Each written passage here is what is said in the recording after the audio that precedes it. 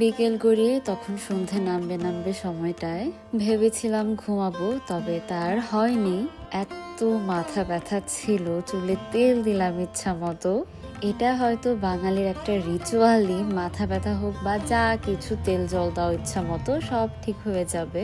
ঠিক ওই সময়টায় আমার বান্ধবীর কল যে একটু চা খেতে যাব কিনা। একটা সত্যি কথা কি, আমারও ভীষণ খারাপ লাগছিল। আমিও ভাবছিলাম কল দিব কি দিব না। আমি আসলে সব কিছু নিয়ে অনেক কনফিউজড থাকি, ওই ভেবে আর দেওয়া হয়নি ব্যস্ত কিনা বা কিছু করছে। আমার অলওয়েজ ফিল হয় যে আমার রাত কেটে যায়, তবে সন্ধে কাটে না।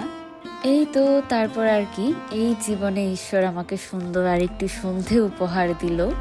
তবে গল্প কোনোভাবেই ইতি টানছে না, আর ওইদিকে তো ঘড়ির কাঁটাও থেমে নেই।